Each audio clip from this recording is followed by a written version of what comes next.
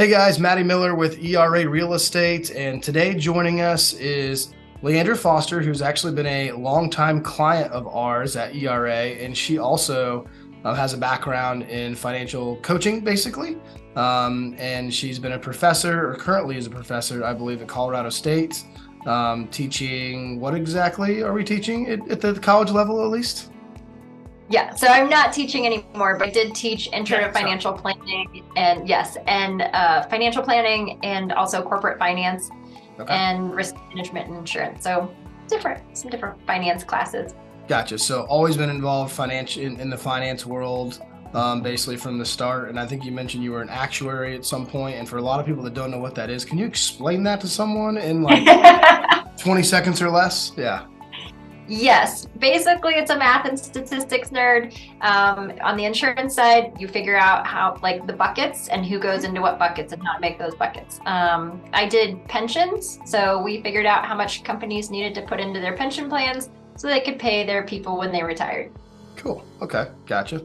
Seems like something that would probably bore me, but you probably right up your alley. So this conversation between LeAndra and I, just for anybody watching this, kind of came out organically. And we thought about, just talking about, financial coaching with people that are younger, and with a lot of people being in the current economy that we're seeing some financial challenges for a lot of young people, especially. And we're just trying to maybe get a little bit of education, or maybe even create a relationship for LeAndra as well. If somebody's interested in reaching out to her for some advice, that would be ideal as well. And we'll get to that information at the end. But just a couple quick questions I had for you. What brought you passion-wise to financing and teaching that as a background? I said financing, financial backgrounds, whatever, same thing. But what kind of brought you there? What was the passion? Was there something when you were younger that drove you to it, or how'd you get started? That's a great question.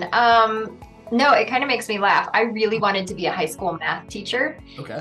But both of my parents were teachers and they were like, no, you cannot be a teacher. Go find something else to do, which is how I became an actuary because, it had math. Okay. So you're a math nerd basically, and that's where it came. Yeah, I'm a math nerd. However, what being an actuary doesn't have is like interaction with people and teaching. There's a lot of interaction with people. So financial coaching is really like, I'm still a math teacher. Still a math teacher. I teach money. And I don't work at a high school.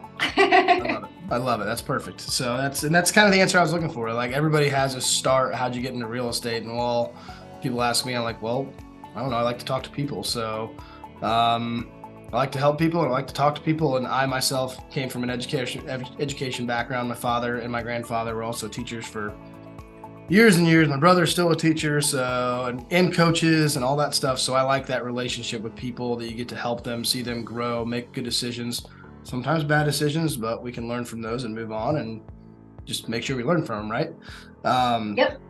So you had said something to me, and I think it was a kind of a key term that I think you use, and it was having a relationship with money. And I wanted to kind of maybe do a quick deep dive as far as what that means for you.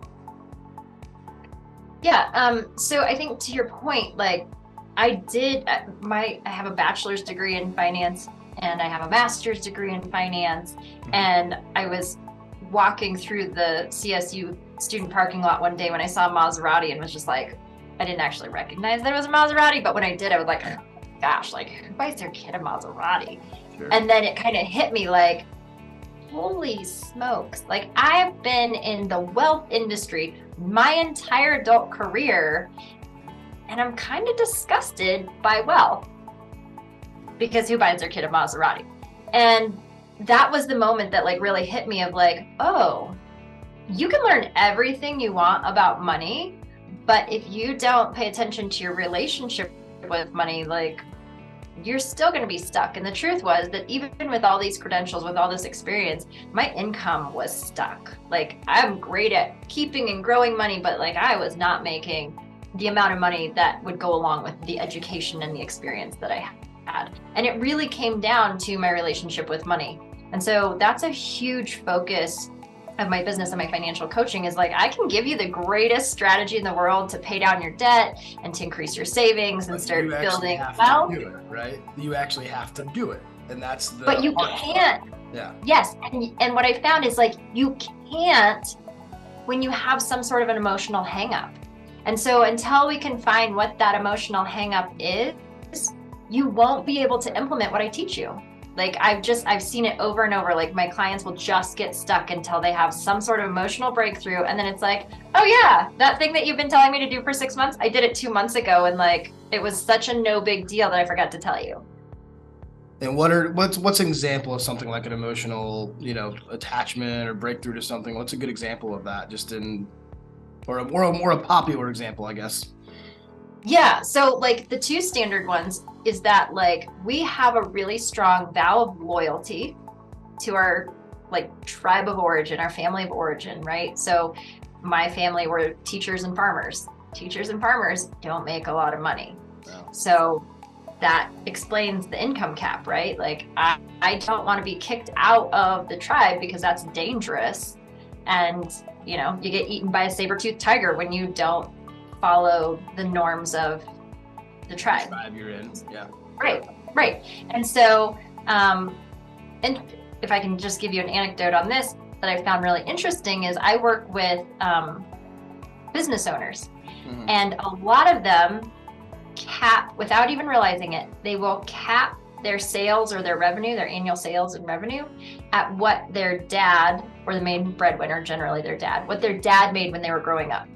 And it doesn't matter if they're 60 years old and their dad's been dead for 40 years, like it will still be there. And the bad thing is we don't actually increase that amount with inflation. So they're making what their dad made in their business, and then they have all their business expenses. So they're actually making this much in today's economy. Yes. And that's the vow of loyalty.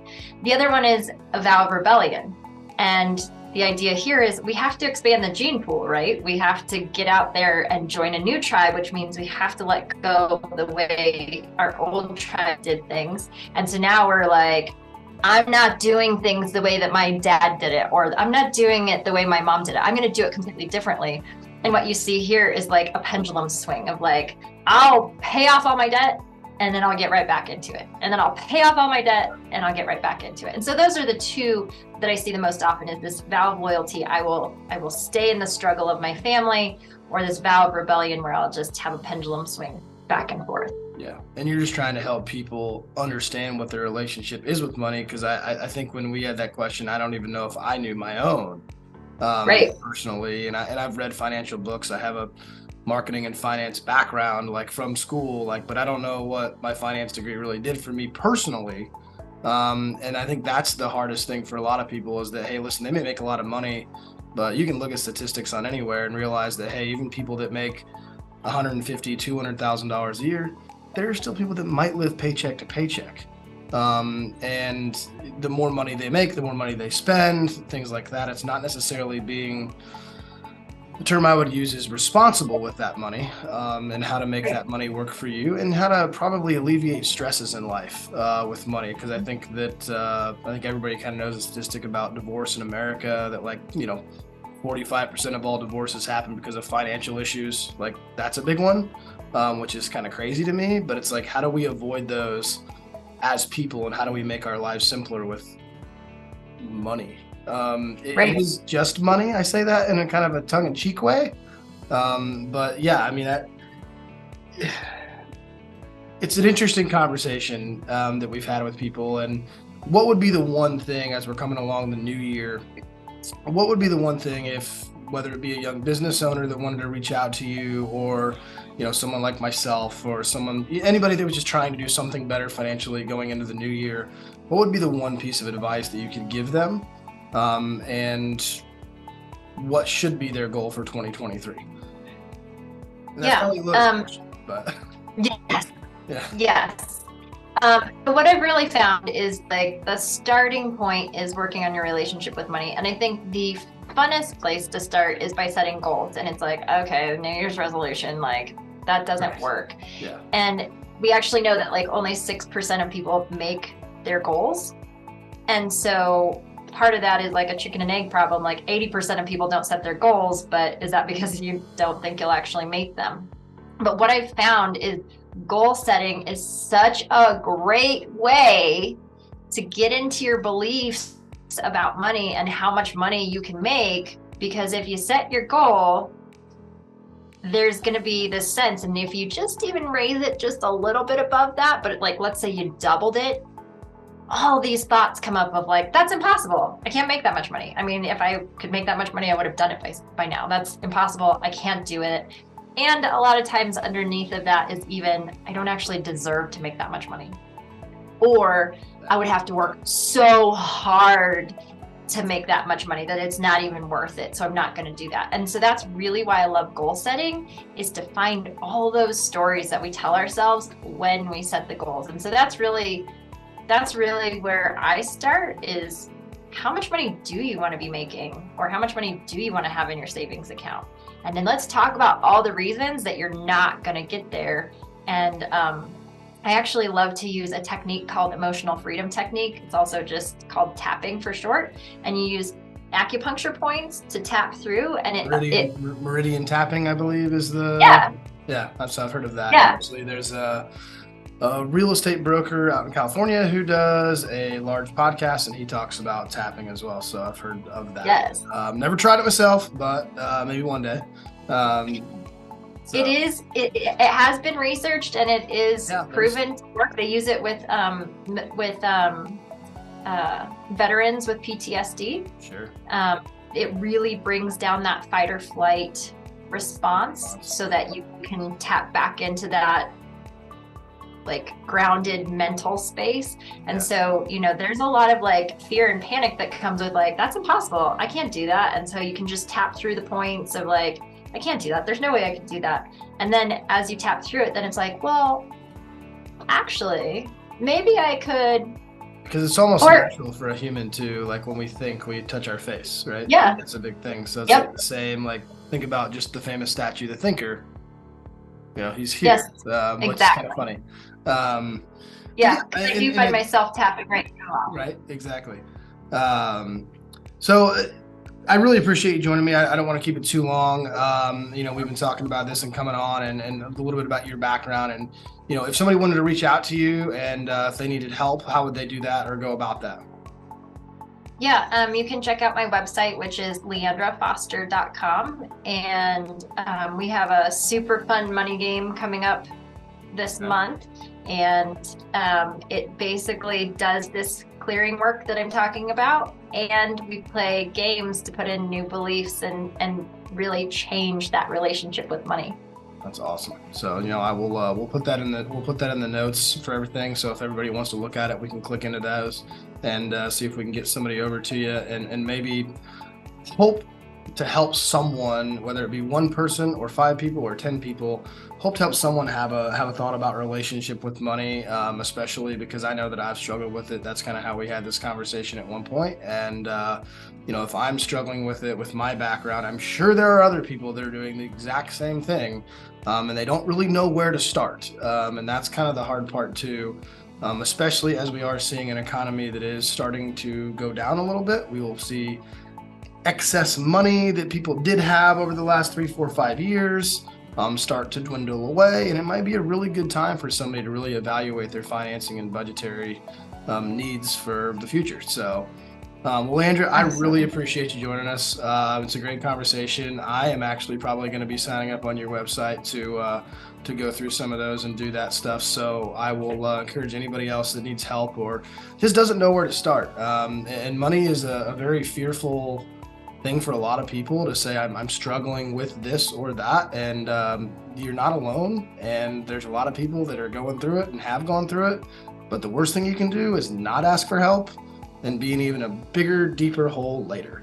So if you can get some free help. So if I can just chime Sure. If I can just chime in on that piece really fast, like there is so much shame around money. And the thing about shame is that we think that we have to do it ourselves. Like, I got myself into this mess, I have to get myself out. And most people don't get help until they're in a disaster. So, come and play and make it fun. And you don't have to, you don't have to be ashamed, because we're not undoing anything. We're having fun, right? Yeah, we're all humans. We've all made mistakes. We've all made poor financial decisions, and we need people to help. So, no, I really appreciate it, LeAndra, and we'll talk soon. But all the information will be in the show notes right below here. So if you guys have any interest in connecting with LeAndra, let me know or just sign up on her website, and I'm sure she will be in touch.